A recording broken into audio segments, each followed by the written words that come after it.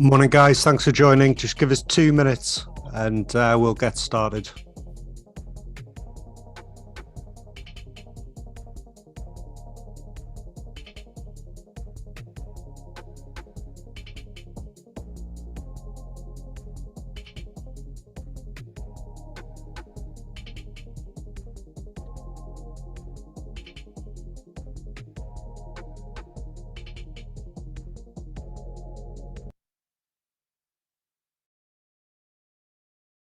Right then, guys, welcome to the Decent Trader live stream. We occasionally do these on YouTube. So today we are doing it live. And with me, I also have Philip, if I haven't lost him along the way. So Positive Crypto. Say hello, Phil.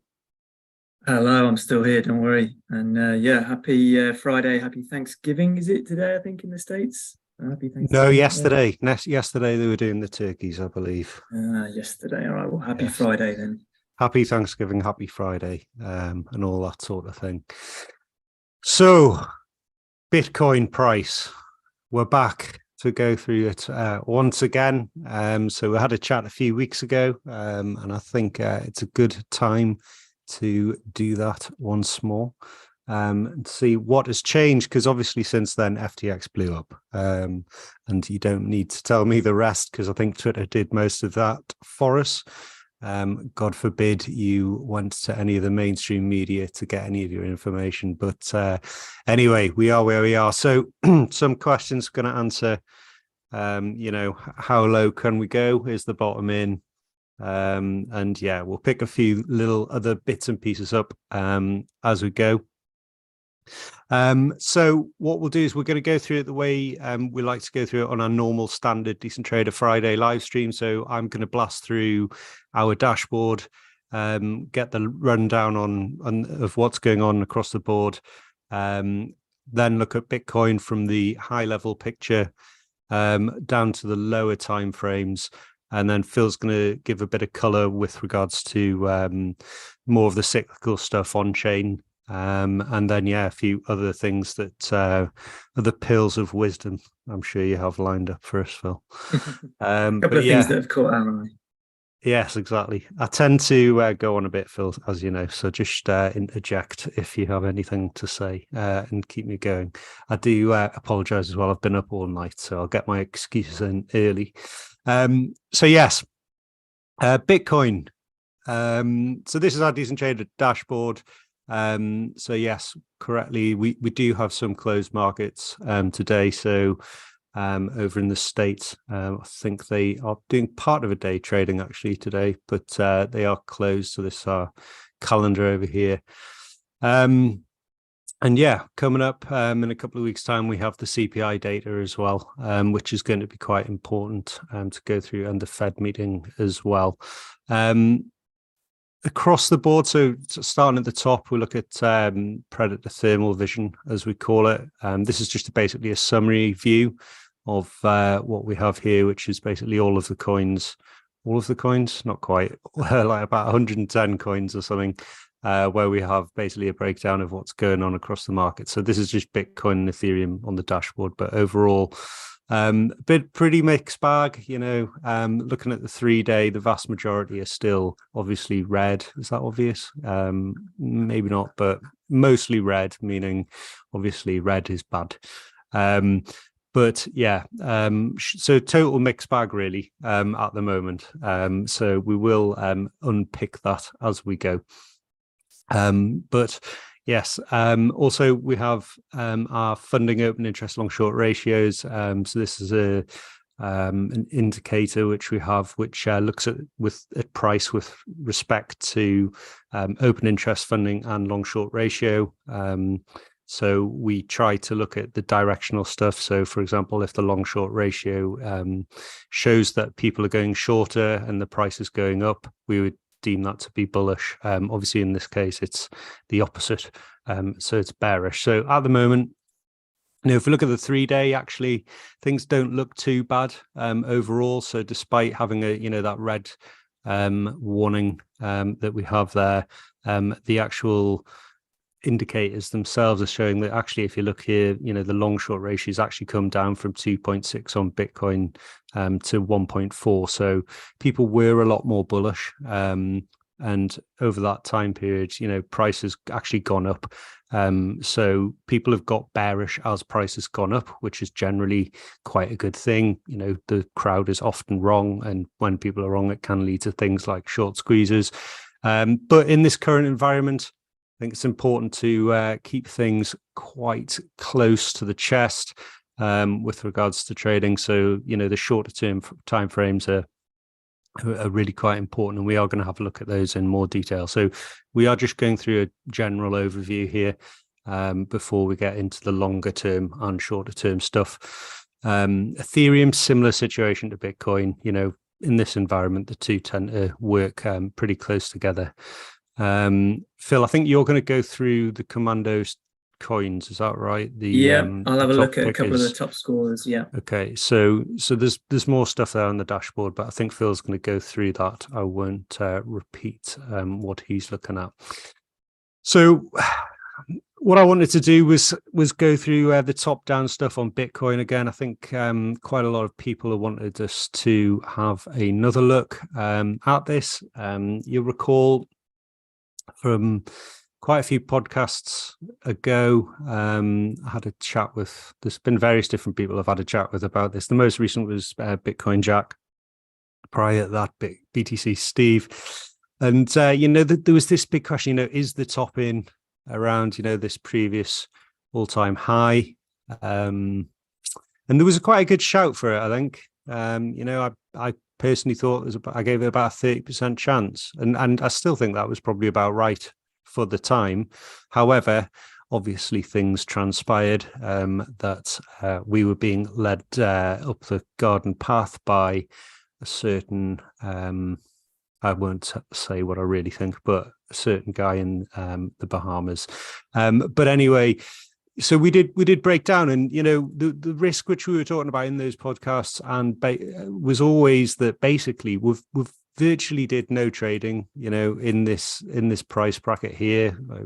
It's virtually, I mean, it's not technically an inefficiency. There was a bit of back testing along the way there, but very, very little time in Bitcoin's history was spent in this sort of 13 to 14k range to 20k range, and it was always a threat that we were going to go back down there. And so we did, for whatever reason. It didn't, sometimes things just work out the way that they do. Now, one positive thing that I will say out of all of this is that I am amazed that we haven't gone lower yet. But if you consider, actually, I don't think I've got it on here, but volume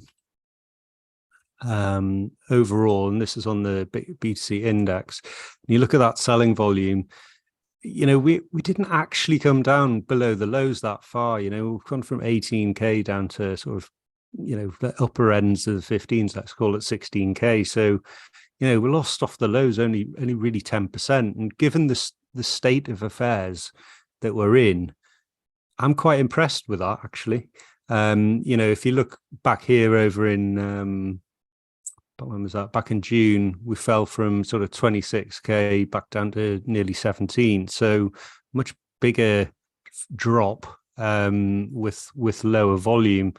And again, similarly, back in May, was that? Yeah, back in May, we dropped from 47 all the way down to 30. So percentage-wise, impressive, really, actually. And similarly with the COVID drop, we dropped from 8k down to 4k, so we lost 50% there.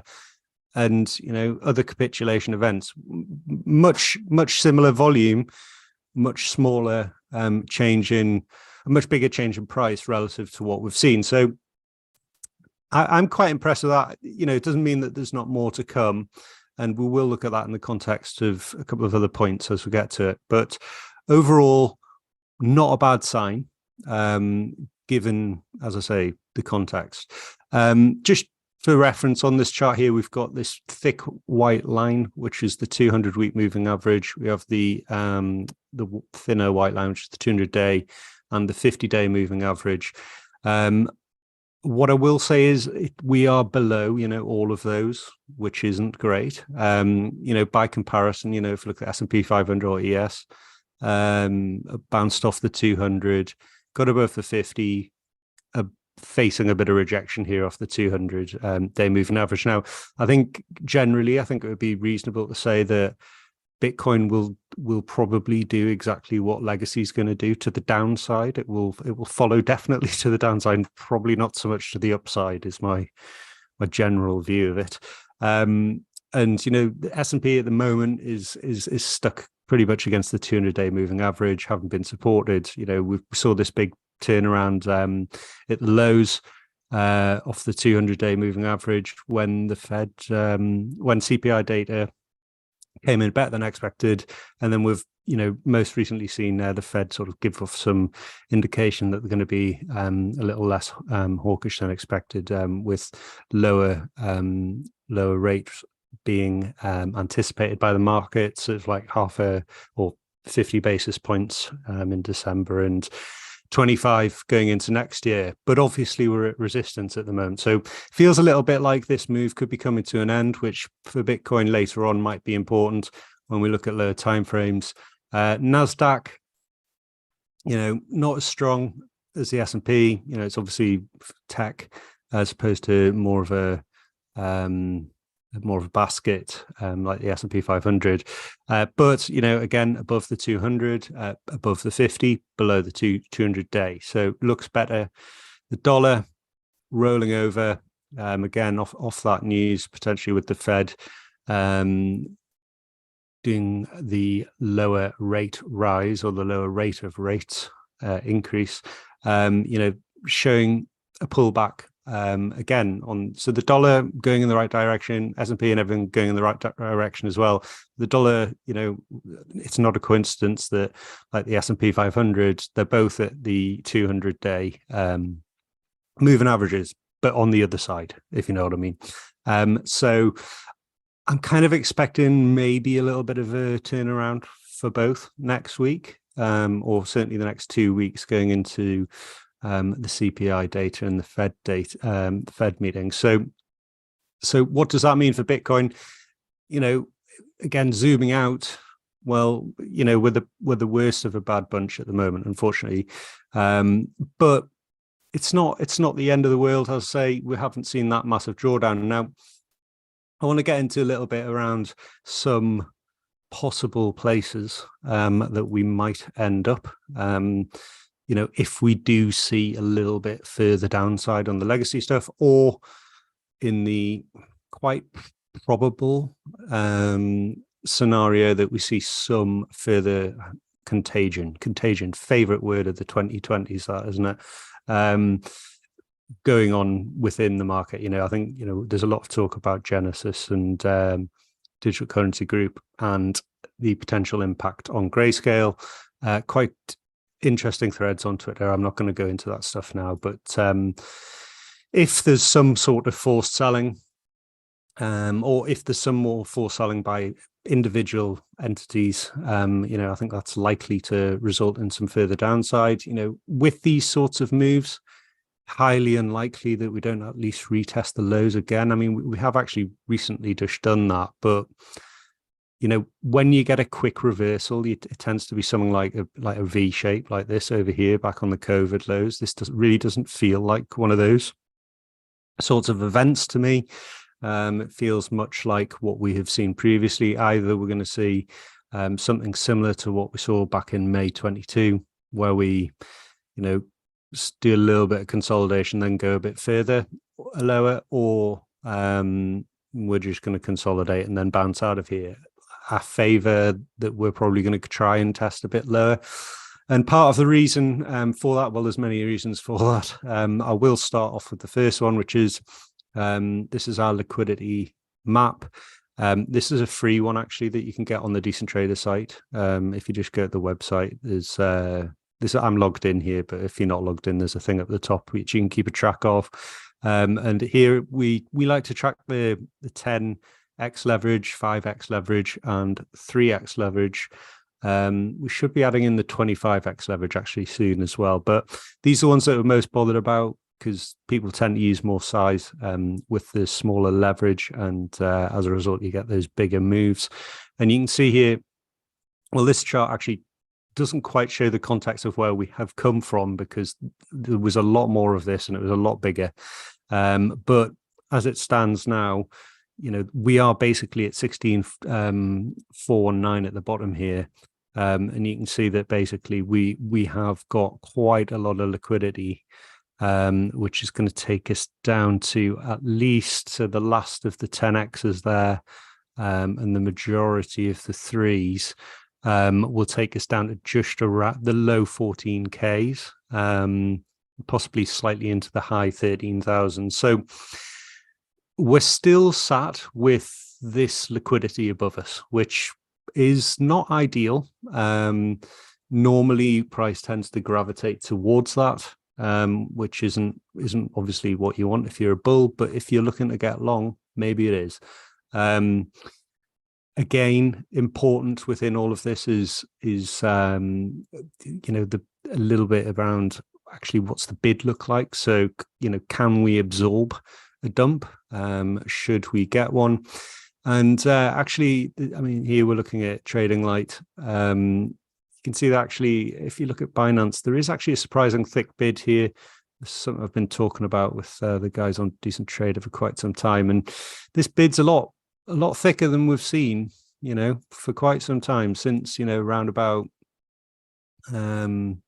really since the COVID lows and going all the way back when. Really, this is on Binance, and then if we have a look at Coinbase, also a reasonable stack there, which is totally different to what we saw on the way down. Now, if you recall, I was hammering on about liquidity on the way down, and there was no bid effectively, really, compared to the liquidation risk that we carried. So all of this up here created a huge amount of potential downside risk due to the liquidations, and there was no bid really to catch it. Whereas actually we do have a bid there now. So what I want to do for one quick minute is just have a think about, why is there a bid there, and can it absorb any of that downside liquidity? And so the first thing really is, firstly, we have the bottom of what this range is here, which was also the previous high. So it is a range of where we have what I would say is fairly well defined range, where we have support and resistance within it. It acted as resistance over here originally, obviously back in the day in 2017, and then also support, and then also resistance and support on the weekly level. So quite an important just technical level anyway. That's around 13,900. So that's roughly where that liquidity starts running out, if you recall. So that's one reason. Secondly, we have 85% correction. So this is just a retracement from the highs to the lows back in 2018. 85% takes us to this blue line, which is 12,864. So that's another potential target there, or potential reason why we could end up there. And then we also have, if I just remember to draw this right. Yeah. So if we were to take this as a top over here, like an M top, or, arguably it was a bit of a head and shoulders kind of thing going on as well. These things typically don't look perfect, but, if you look at the technical target on that, I'll prefer to use the logarithmic scale for that, because otherwise you end up negative for the target, which even for Bitcoin, that would be tricky. Although Sam managed it, didn't he? But anyway, the technical target again, so that would take you down to about 12,200 there, just north of 12,200. And then also we also have something that Phil's probably going to show us, which is the MVRVZ score. I don't know if you've got that on your list, Phil. Yeah, I can take a look at that. Yep. So the difference between the realized price and current market cap, with the realized price being the price at which all of the Bitcoins are, if you look at them at the last time they were moved, versus the actual market cap today. When we have had previous bear markets, and Phil can show you this on the chart and reference it in a bit, when we have those bear markets in the past, normally we deviate by around about 30 to 35%. And if you calculate that from today, it takes you to 13.5.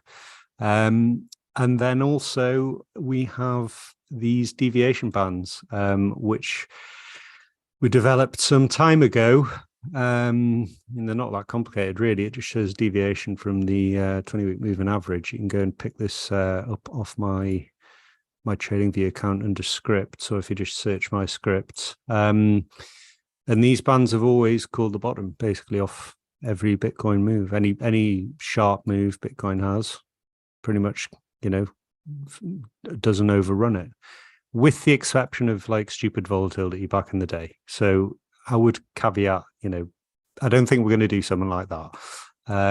But yeah, going back through that, you're looking at the top end of it anyway, being about 12. So for me, there's like everything, and also would be front running 10K, of course. So like the reason why we have the bid on the book is in my view, old school Bitcoiners who are doing what they used to do and doing the same thing that got them rich all the times before. And that's why I believe the bid is there.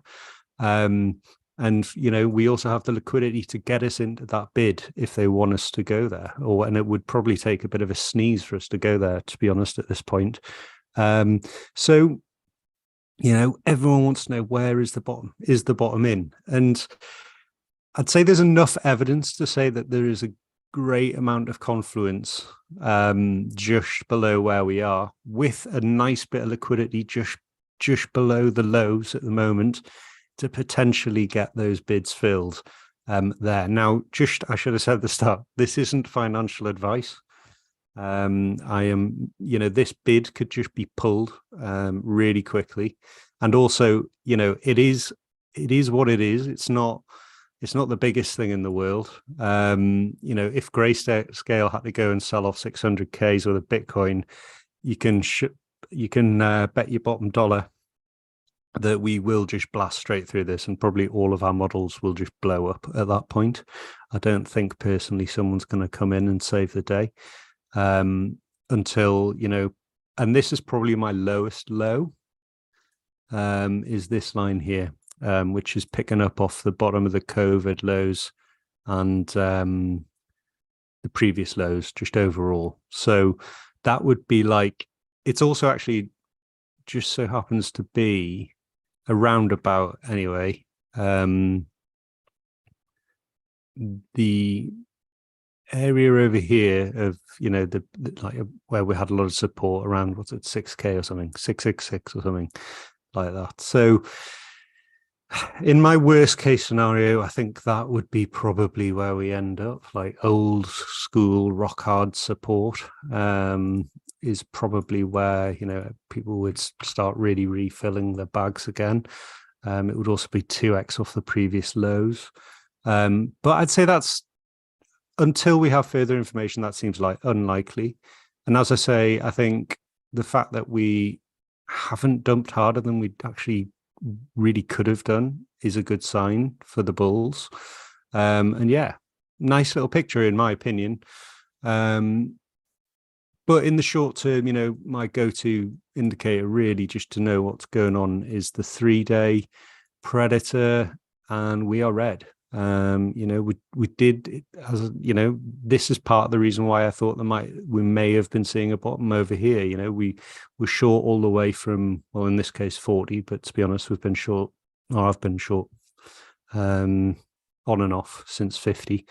But yeah, time to close the shorts, get long, and unfortunately stopped out and avoided most of the downside, to be fair. But it's red at the moment, and the only way that's really going to change is when we see some buying volume coming in, and a general bit of trend change. So perfect scenario for me. I'm kind of playing a wait and see game, as I think a lot of people are. I'd like to see something like that, get some bids filled, and get out of there rather sharpish and move on. But for that, I think we're going to need to see legacy. We're going to have to dodge some bullets, or contagion bullets, and then we're going to have to see legacy also somehow avoid, like, a housing market meltdown next year or something like that. Or all of this changes in that scenario. If Europe starts like falling over, which I think is possible. So this what I'm presenting here is like, just if we can just avoid, these knives that are being thrown at us constantly in the world at the moment, I think this is the most positive picture. However, as I say, there's a lot of black swan events, or nukes on the table, should we say, at the moment. Any thoughts, Phil? Or do you totally disagree?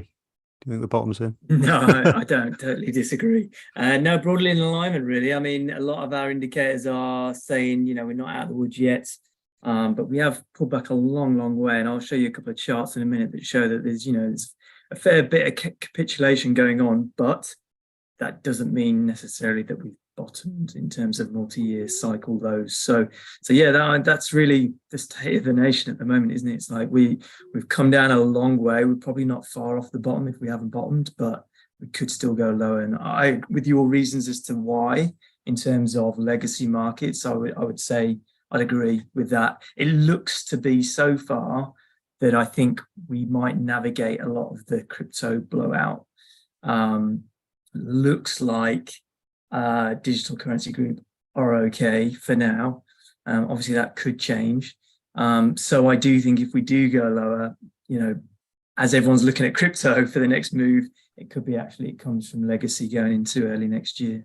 But we'll have to wait and see. Which would be a right pain. I mean, for me, the crazy thing about this feels way worse than what I used to call the controlled demolition of 2018, which was a whole year of just bouncy ball to the downside when it eventually went and blew up. Whereas, this time around, we haven't even had as much of a drawdown yet, and for even, we've been around in this market a long time, and it feels a lot worse this time. I don't know why. I think it's because there's so much more attention. It's, when it was smaller, it was kind of like, oh, we're still going to make it, but because we got this to $1 trillion, it was kind of like, we've fucked it up, and it just hurts a bit more. I think that credibility is more of a damage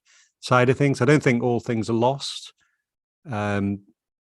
I think the thing I'm a little bit lost with is how the media is treating this SBF thing, but we could talk about that all day. Yeah, I mean, that just adds salt in the wounds, that, doesn't it? I mean, to your point, that I feel this time round we certainly got the sort of mainstream media attention, and to see what's happening with SBF off the back of that at the end of this, or quite late into this bear market, is particularly tough to take. But yeah, that's bear markets. It is. That is bear markets, and if you survive it, then you hopefully get to see the rewards.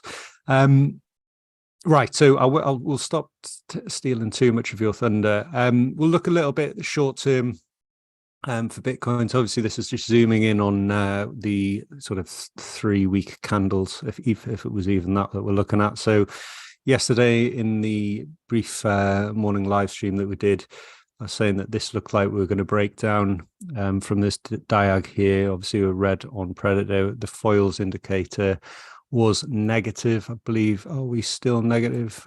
Looks like we're turning around actually now. So this updated 5 minutes ago. 1 hour and 30 minutes is suggesting maybe we're looking for a bounce here.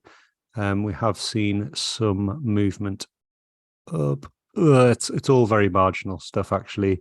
4 hours neutral, 12 hours bearish, and 1 day probably still bearish. So overall, I was expecting us to, bounce back up, retest the diag, which is what we typically do, and then roll over. We've got the point of control. It has actually moved down a little bit there now, but the point of control is up at that 16,666 sort of level. And we couldn't get past there. So I think, we are seeing a little bit of a bounce. Haven't got a turnaround in the Predator indicator yet. Point of control is probably going to come in and knock us on the head here and take us a little bit down further. So this line here is our mean reversion, or as we've called it, Moonraker. Line typically tends to be where price gravitates towards, which is also where the value area low is. And we still have that pretty strong downtrend on RSI, and also on the Terminator volume momentum indicator as well. I think what's worth saying rather is, we're still in that lower highs situation, and we did get a lower low. So overall, despite legacy looking really good, getting up to that resistance level, Bitcoin have to still remain a little bit bearish on here. Obviously we're going into the weekend and we still have that little bit less liquidity due to Thanksgiving, but I do think we're generally going to be on a trek down there. But quite an easy trade, these ones. Like to look for those breakdowns from an uptrend with also obviously indicator confluence that we just went through. And then, the entry looks something like this on the retest. You also had that nice point of control. If that had been reclaimed, it would have been a nice place to put your stops. Mental stops probably in an ideal world if you're watching it. But yeah, so would have been in profit so far, but probably took some profit on those lows. But overall, my longer term allocation, I'm still holding off. I'm not in a hurry here. Eyes very much in the game, but no requirements to pull a big amount of the trigger on the market yet. Shorter term, looking at Bitcoins on exchange and reserves and that sort of thing. So here's just the Bitcoin price in orange, green's Bitcoin on exchange. So we did mention in our live stream, I think last week, I can't recall if you were in it or not, Phil, but anyway, Bitcoins on exchange took a big move to the upside, and then price just before it started dumping, we saw some stable coins moving to exchange. So probably something worth looking out for there. So I don't think that was a coincidence. It feels like someone wanted to get that bid filled there. So someone's obviously pushed the price down, probably into their own bid. I mean, that's maybe not what happened. Maybe someone just wanted to come and buy them up and saw that this was coming, but I don't know.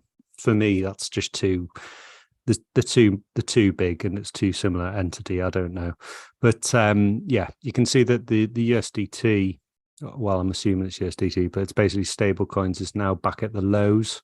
Bitcoins on exchange still relatively high, so maybe we see a little bit more net downside there. Miners. Just flat really at the moment. I mean, they obviously dumped a lot of their reserve when Bitcoin dumped, and actually looking overall at miners reserve, that was just a movement really short term. They are trending down, the miners, with their Bitcoins.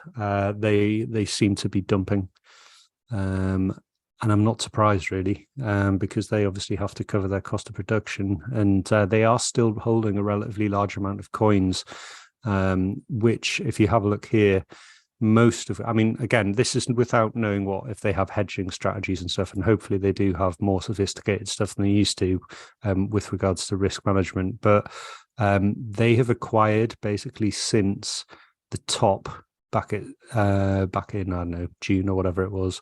They have still been net acquiring Bitcoins and haven't dumped that much overall. So there's still a bit of downside risk in case we see some minor capitulation there.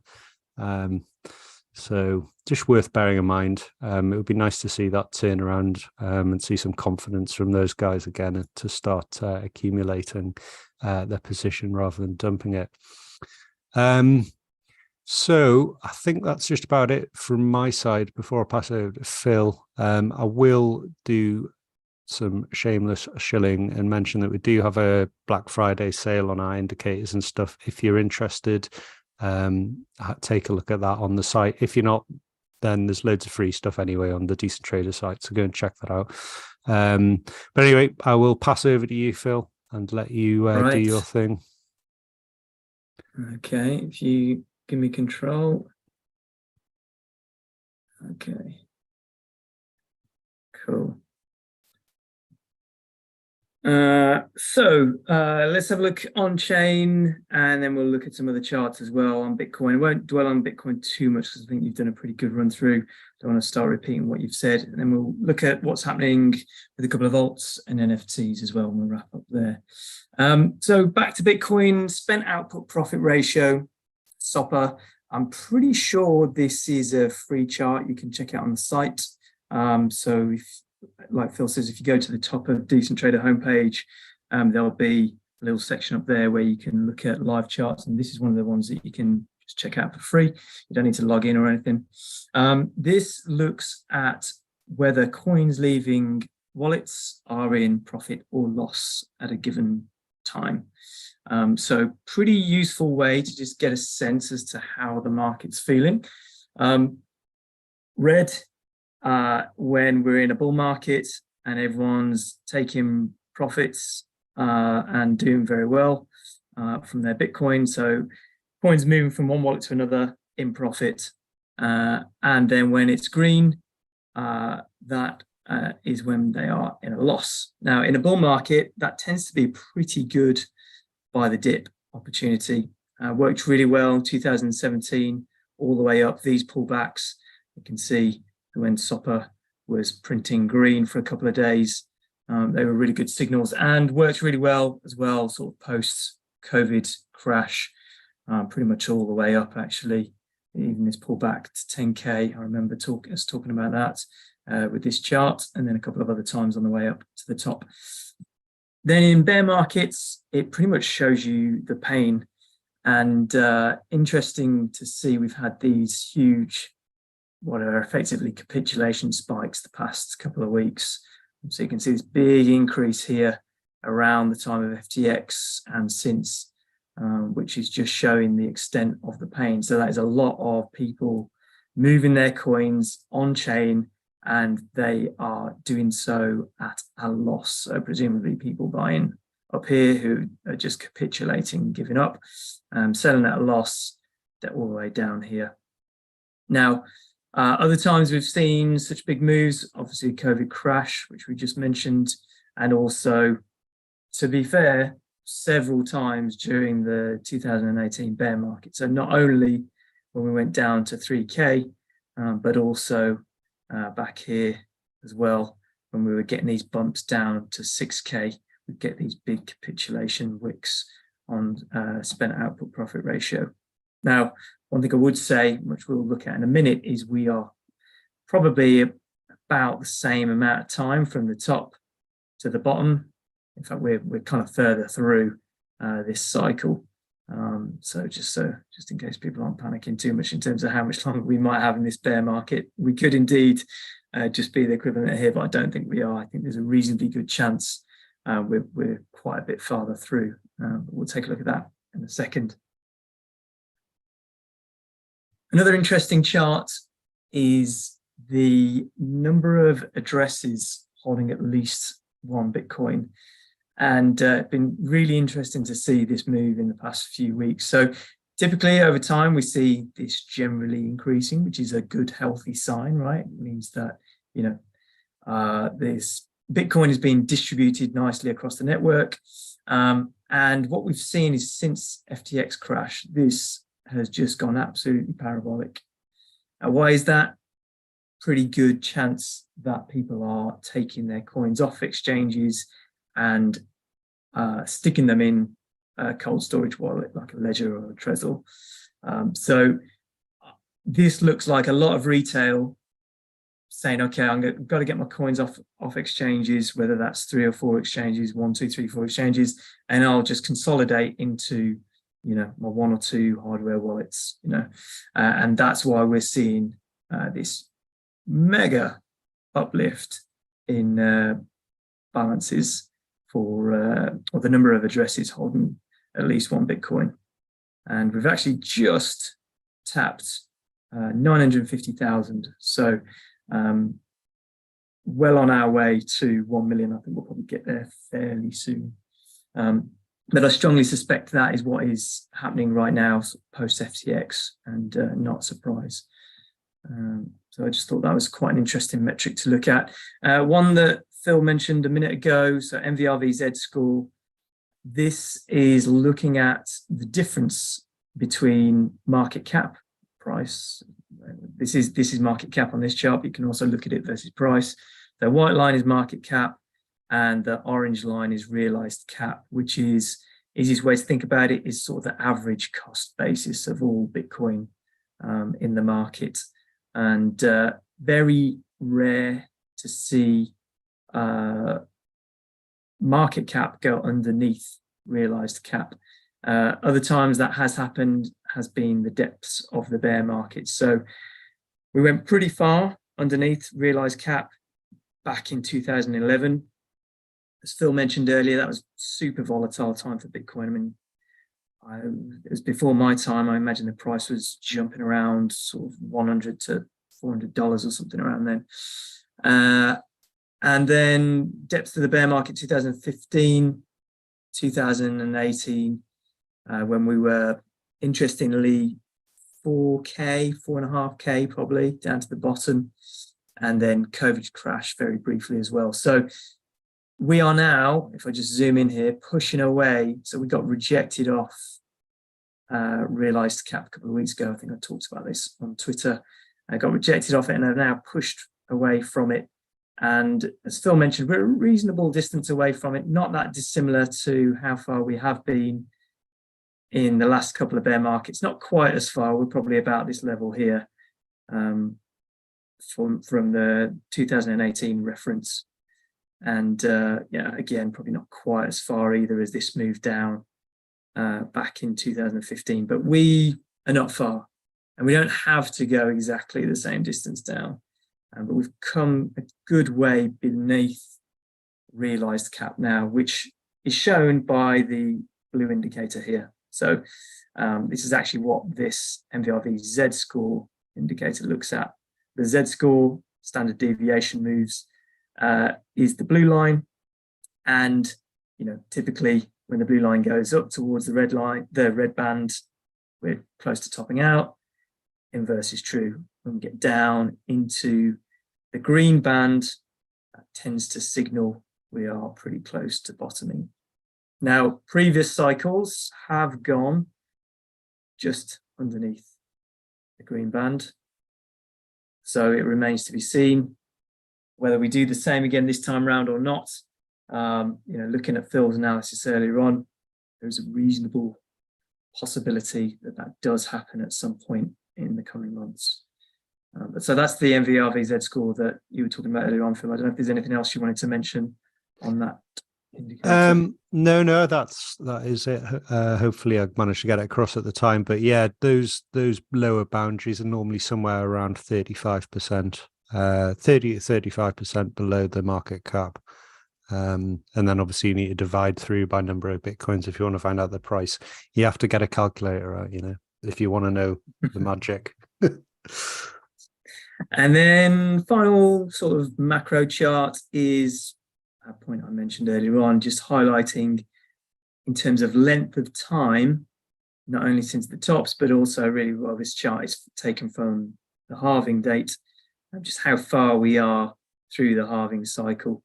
And you can obviously reference the previous two cycles and where we were in terms of price both those times. So, you know, versus 2018, we had already bottomed at that point, and we were doing that fairly painful sideways grind for a good, was it sort of 2-3 months, I think. And 2015, yeah, we had this bottom here, but there's still this one to come around day 1000. And I won't labor this too much because if you caught our previous live stream, Phil and I talked about it quite a bit there, but we are working our way through, and I do believe towards the second half of next year, the halving narrative is going to kick in again, because we won't be that far away from the next halving. And I do believe that that still will have some positive impact on price in terms of the media coverage and anticipation of that next halving event. So that is still to look forward to, but I suspect that probably won't really start kicking in until, yeah, H2 next year, maybe Q2, but probably second half of the year. So that's it on Bitcoin. Anything else, Phil, just before I move on, or shall I start looking at alts? No, I did share something earlier on Twitter showing about the previous highs of the previous cycles. I was a bit delirious at about 5 o'clock this morning trying to find a reason to be alive. And I will come back with another prediction for the next cycle. I did think about actually the time that I posted the previous ones, and it was kind of as we were coming, I would say equivocally around about sort of 7 or 8K in the last cycle, and probably, you know, just below 2000 in the previous cycle. So I do tend to do them better when I'm being more positive. At the minute, I'm more focused on keeping my money. So yeah, I'll maybe finish off the bottom prediction, and then we'll do the top when we start going up again. And I feel positive again. But if I had to put a number on it, because someone has just asked on Twitter, I'd say, there are diminishing returns, and I hate the use of that word, but it is true. And yeah, I reckon would do well to get to 150k next cycle would be my guess. I don't know. What's your thoughts? I keep asking you this, having said something, so yeah. I mean, let's polish that crystal ball. But no, I do think that there's a couple of charts which I'm not going to go into now that I think point towards around 130, 140k next cycle. But you could so easily, if we do go sort of 2017 style, you could easily get a blow off up to 200, like that lasts for literally a couple of days, and then you're back down again. But I do agree. I think it's going to be harder to push it up too far next cycle. But anyway, enough sort of crystal balling. I'll wait for you to do your analysis in 2023 on that. Okay. I just want to get a 15x return again on it. Okay, so let's have a quick look at Commando. So if you are relatively new to Decent Trader, we tend to start our days on the dashboards here. Basecamp gives you a pretty good overview across the market. Has some of the different tools, some of which Phil's already talked about. One of them is Commando Intelligence. It's a pretty clever tool in the back end, which looks over 100 alts and also Bitcoin, actually, and Ethereum, and gives them a score in terms of potential near-term bullish momentum. Anything above 1.75 is encouraging. Anything below, not so much. So Basecamp takes all of those and gives us top 5 scores, and also shows us which are the new upside movers that have just scored above that 1.75 number. Prints every 4 hours, so you get an update every 4 hours, and is just a very effective way at identifying, without having to look through 100 plus charts, where there may be some bullish momentum, and then you can go and dig in and click on each one, do further analysis on our dashboards, or go and do your own TA as well. That's pretty much how it works. Latest print was just over an hour ago. Looks like XRP, Ripple, and a couple of others are looking reasonably strong, although we also have on here the Predator indicator on the 30-minute and the hourly. So that also gives us a sense of, right, in the real near term, are things, is momentum's the upside or not? And right now it's looking a little soft. So we'll have to wait and see if we get some greens on these. But yeah, XRP did look quite interesting earlier on. Let's just click through to its actual Commando page. So getting a good score on Commando, 2.11. We do have a warning sign on the market conditions at the moment. So that is like an extra caution sign when looking at these Commando scores. But yeah, you can see Commando has been creeping up the past 24 hours. In fact, we first got that 1.78 above 1.75 at around 38 cents and already went up about 10% up to 42 cents. So we've already had a bit of a move, but the current score is still quite strong. Foils has been bullish across open interest, funding rates, long-short ratio. And I'm pretty sure when I drilled down to the lower timeframes, you have seen that funding's still pretty flat to negative, actually. Interesting to see if we get more of a pullback here in the next hour or so, whether that returns to negative. So quite encouraging signs on Ripple for potentially some more upside in the near term. long short ratio also looking pretty good, 50-50 split. And a lot of these alts, certainly the past couple of years, really, you tended to see much stronger longs than shorts, and pretty much 50-50 on Ripple at the moment. Just looking at the actual price chart, let's just take a look through. We have the 200-week moving average, blue line here, and the 200-day moving average is the purple line. Colored them differently to fill, just to confuse you. And right now, Ripple, and actually I noticed a couple of other tokens, is breaking above its 200-day moving average, which is bullish. Seems to have retested it today. Potential moves to the upside, or where there may be some resistance, is the bottom of this range here, around 45 cents, or we just go back up to the 200-week moving average, which is also, interestingly, this reversal candle here.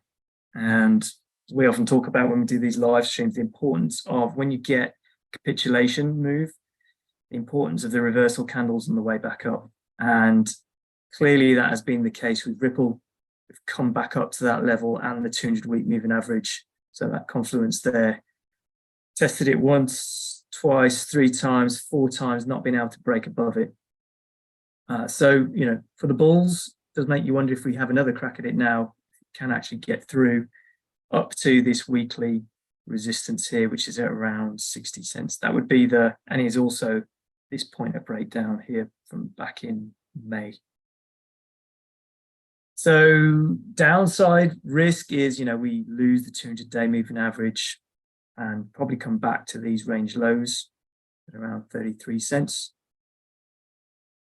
Upside target potential, first would be really the bottom of that range at around 45 cents. That's probably about another 10% from here. Yeah. Then the 200-week in that reversal candle, that's 20%. Again, that's just shy, front running 50 cents. And then further up, 60 cents, which is that weekly resistance up there. I suspect Predator is green on the daily. Yeah, so turning green on the daily. So looking pretty bullish for now as it retests that 200-day moving average and tries to bounce away from it. So yeah, some pretty clear levels on Ripple and looking pretty strong for now across multiple metrics in terms of technicals, market data. The other one was Tron, that looked pretty good, bouncing around a little bit on Commando.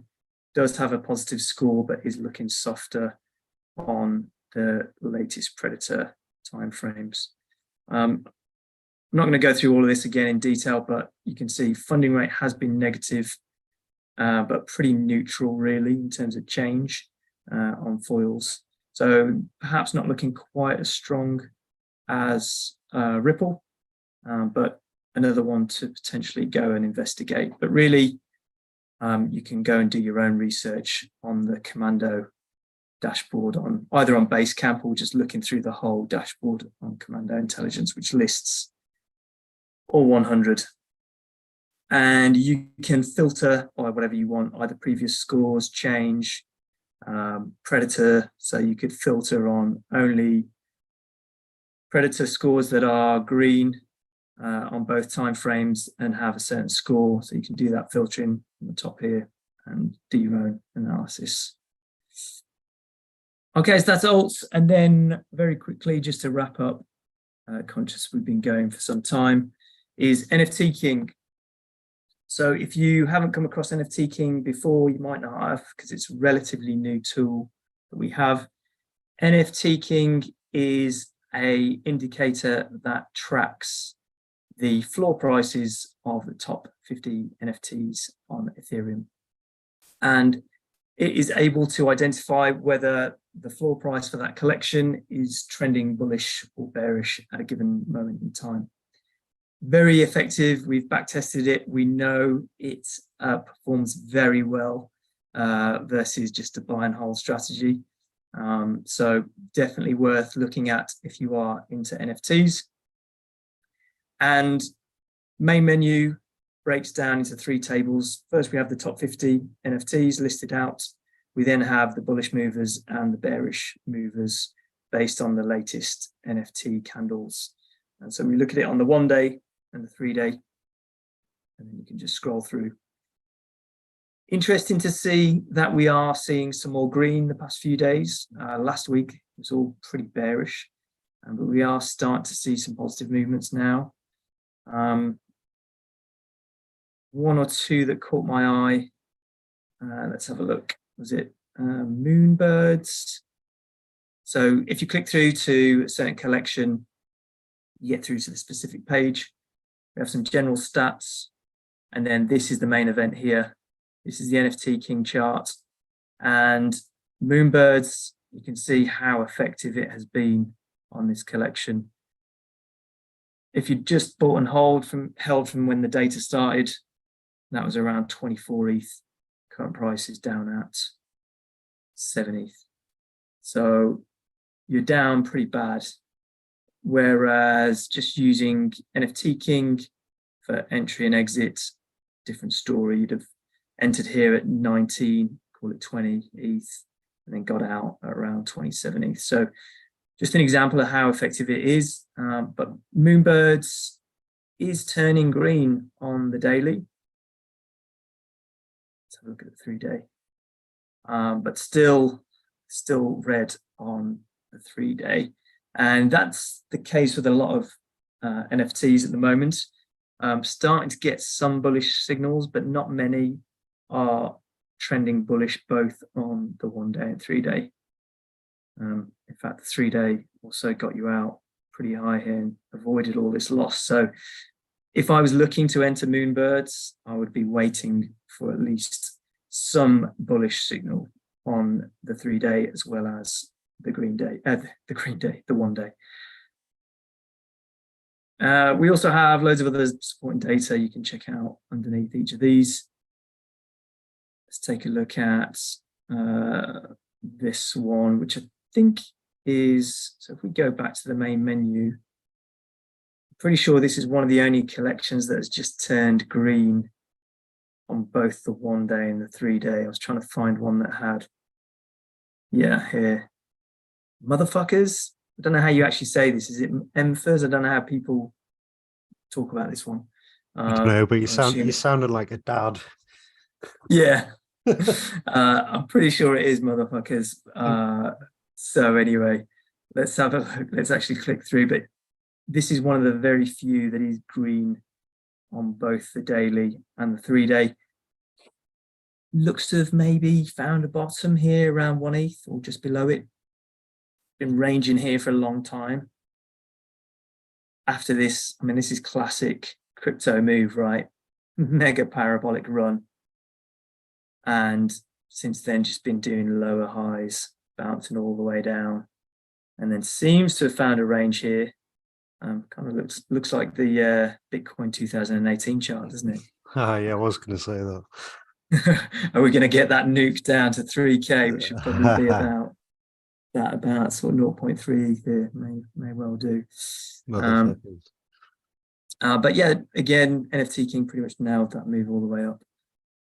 Let's have a look. The 3 day, yeah, has been red, but he's trying to hold 1 ETH. So yeah, potentially trying to find a bottom here, and is looking more bullish than most, which is why I wanted to actually call it out, because at the moment there's not many collections that are just trending bullish on both the 1 day and 3 day for NFT King.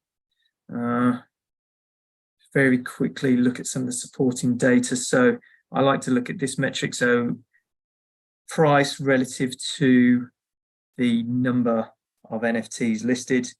And over the past 90 days, it does seem to be trending down, the number listed on exchanges. So it's kind of an encouraging sign as well.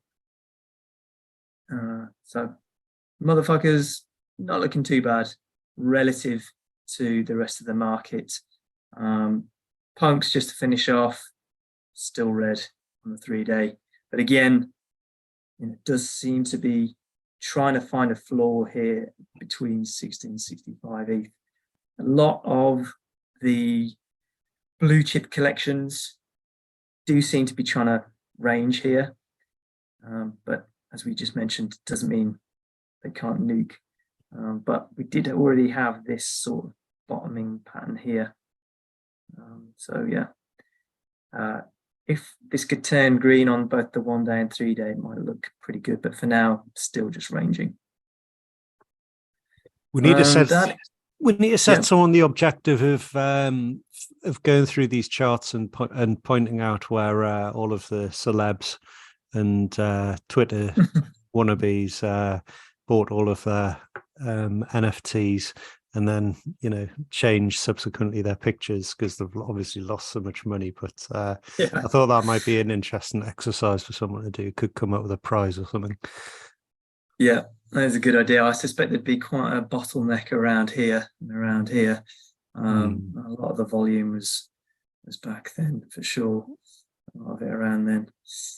But yeah, good idea. Right, well, that is it. So we've had a pretty good run through there, Bitcoin, both sort of technical side of things and also market cycle and on-chain, looked at altcoins and also gone through some NFTs as well. So I think, unless there's anything else you want to add, Phil, we'll wrap it up around there. What I would say is, if you do want to take advantage of the Black Friday deal, just go to the Decent Trader website. It's going to end the next day or two, so go and check out the deals there. And if you don't already subscribe to our YouTube channel, you can subscribe. But other than that, that's about it from me. Phil, anything else you want to add? No, just thanks for joining and thanks for listening to us, and keep in touch and have a good weekend. Oh yes, Phil, I'll ask you one question. Who's going to win tonight, England or USA? Sorry to break it to our USA listeners, but I do think England is going to take this one. Score, please. I'm not normally confident, but I'm feeling pretty confident. I think it's going to be 2-0. 2-0. Yeah. I think similar. Maybe push it for 3. I'll be the optimist for this rare occasion. So we shall see. Let's wait and see. We get egg on our face next week, or when we see the scores come in, and our American friends come back online. All right, guys. Enjoy the match if you're watching it. Otherwise, just have a good weekend, and we'll speak to you soon. Ciao.